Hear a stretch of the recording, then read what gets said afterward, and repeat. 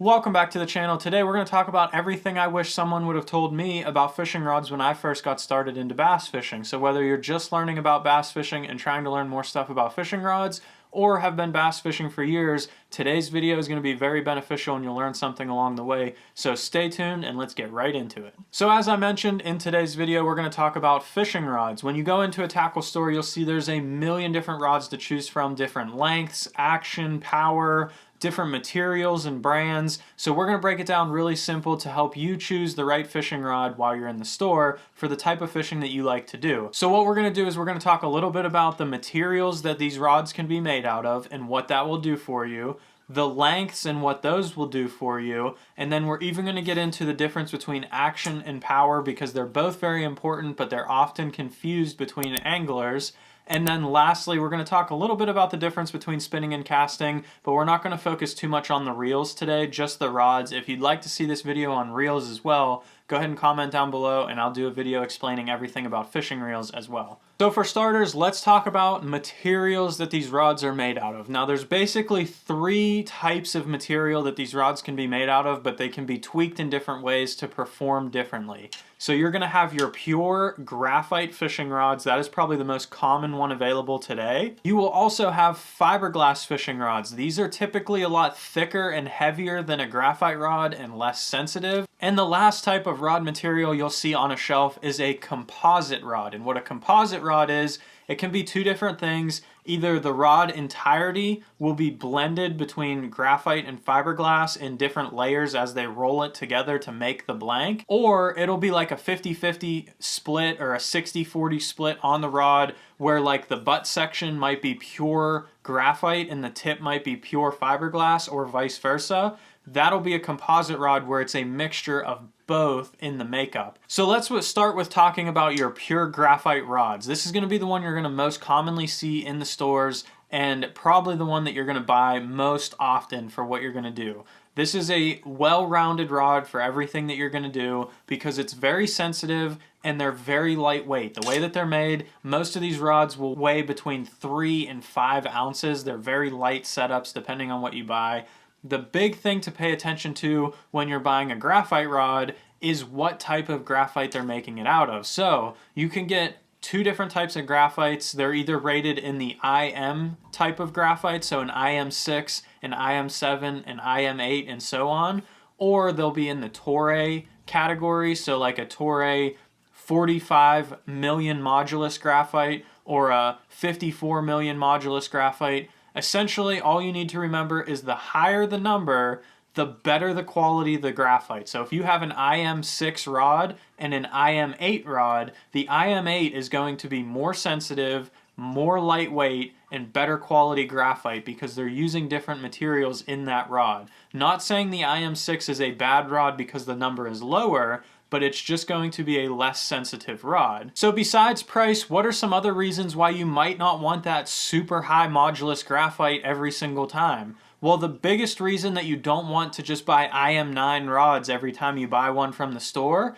is the higher rated the graphite, the higher quality it is. It actually, because it's so sensitive and so lightweight the way they build it, it actually is easier to break. So if you're fishing like drop shots and Ned rigs and stuff like that where you want super high sensitivity on a spinning rod, that is when you're going to want to go with that high modulus graphite. You're not setting the hook hard. You're not going to break a rod or do anything like that while you're fishing with it, and it'll give you the sensitivity you need. However, if you're fishing like a spinnerbait or a jig in wood and you're bouncing it off stumps and you're ripping the bait aggressively and doing stuff like that, you might not want that higher modulus graphite because it actually will run the risk of breaking it if you set the hook too hard or you get a nick in the rod or anything like that. While if you did get a nick in the rod on the higher sensitivity graphite versus the lower sensitivity graphite, you do run a risk of breaking either one, but it's just much easier overall to break a higher modulus graphite. Not because it's bad quality, as we said, they're a much higher quality rod,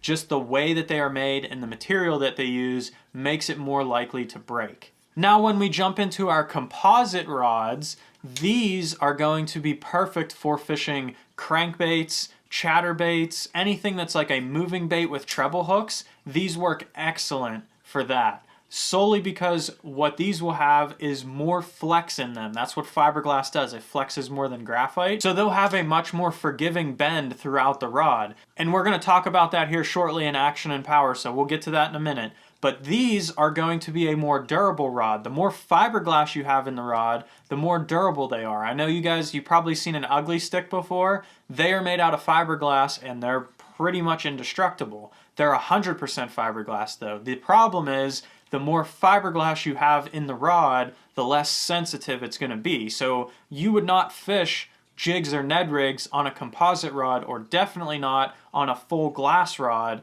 because you would never be able to feel what your bait's doing down there. But when you're fishing a crankbait and all you need to feel is that your bait's bumping into the bottom, it has enough sensitivity for that. And then when a fish bites it on a composite or a glass rod, that flex allows the fish to get the bait into its mouth. You get the hooks in there nice, and they don't pull out as easy as they would on a graphite rod, where it basically transmits everything that happens.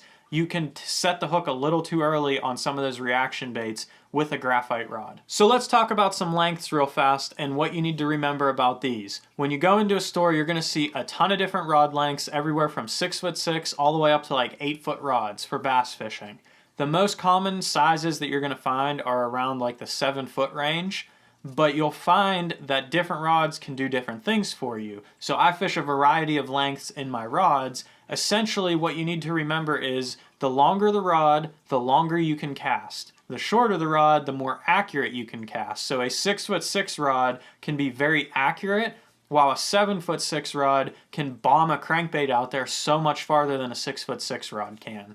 The other thing that does for you, the longer rods work better when you're fishing like heavy cover and you need to yank a fish out of there really fast. You can pull more line with a longer rod. So by going to a longer rod, if you're fishing in heavy cover, you can set the hook and get fish out faster than them tangling you up in the cover. However, if you're fishing like topwaters and jerkbaits out in open water, a shorter rod is actually better because you can work the bait easier. It won't slap on the water or anything like that. So those are the two reasons that I use all different sizes of rods. I fish everything from a 7'6" to a 6'6" and pretty much everything in between. I don't go too much longer than 7'6" unless I'm really trying to bomb a big crankbait way out there, or an Alabama rig or something like that. So now let's talk about action and power in your fishing rods. This is probably the one thing that gets confusing the most when it comes to picking a fishing rod, but I'm going to keep it really simple for you and give you an easy way to remember this. When it comes to fishing rods, action is going to determine how your rod bends and how it performs, and power is going to determine what baits you can put on that rod and what you can fish on it. So let me explain a little bit more in depth. It'll make a little more sense here.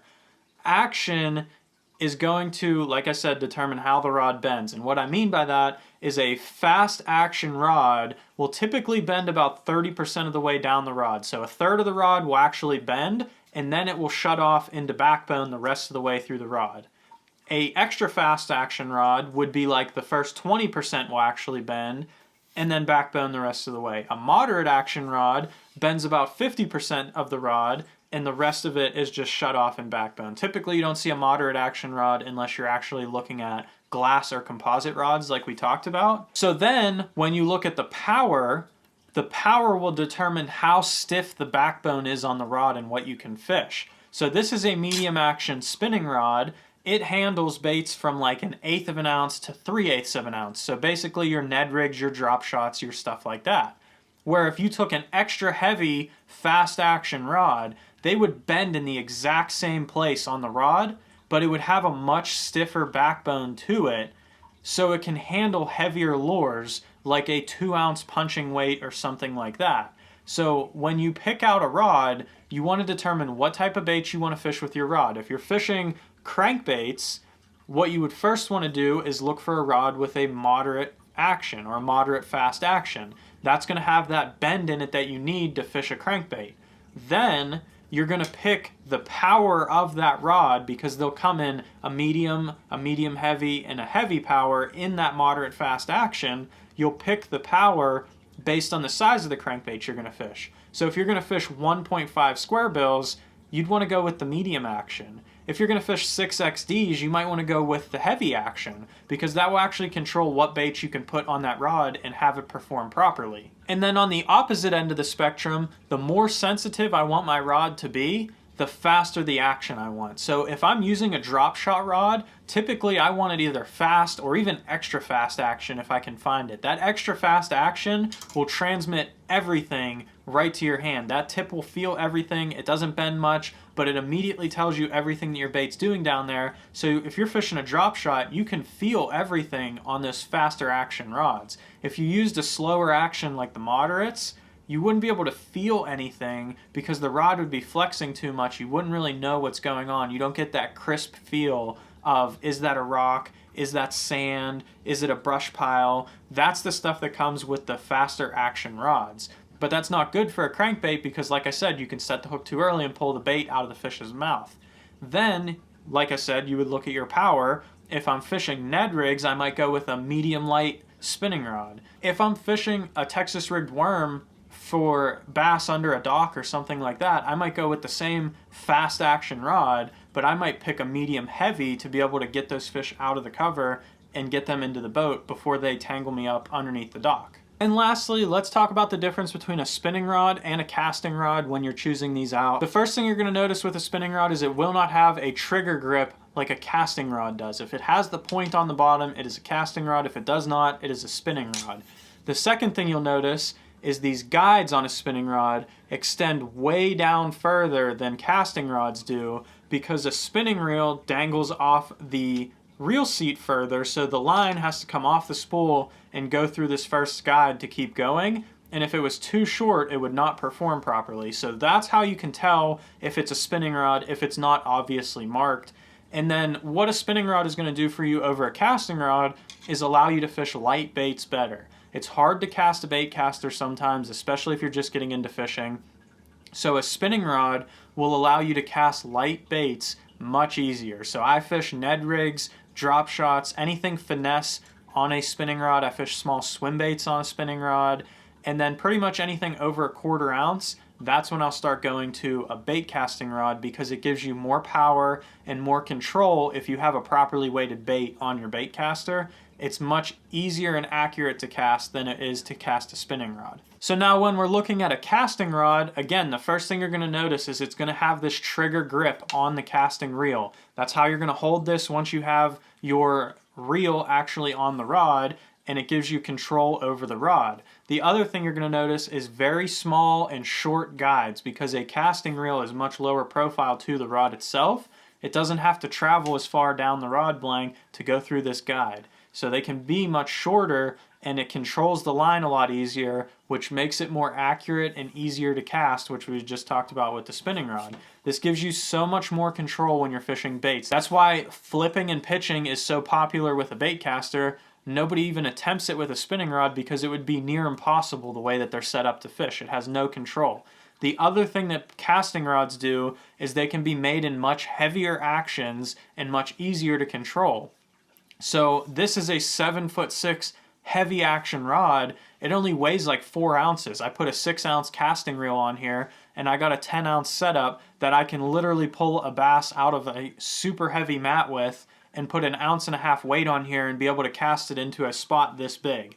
So that is what a bait casting reel can do for you. That's why 95% of what anglers have in their boat is casting rods, is because of how much benefit it has to actually learn how to do this as a bass fisherman. So if you're new to bass fishing, I would recommend trying to learn how to use a bait casting reel, but definitely start with a spinning reel. There's so many techniques you can throw on a spinning reel, and finesse fishing will always catch a ton of fish. So learn how to finesse fish, get your confidence up with a spinning rod, and feel confident fishing, and then learn how to use a bait caster. It'll give you more control and open a lot of doors to you to be able to fish a lot different baits than just your standard stuff you can fish on a spinning rod like Senkos and Ned rigs. So I hope you enjoyed today's video talking all about what you need to know about fishing rods when you're going out fishing. If you want to see what you need to know about fishing line, go ahead and click this video right here. I talked about all the fishing line that you can buy in a store and everything you need to know about that, just like we did for today's video. So go ahead and check that one out if you're interested. And if you're interested in seeing weekly fishing tips, go ahead and hit that like button down below and subscribe so you don't miss any more of them coming up.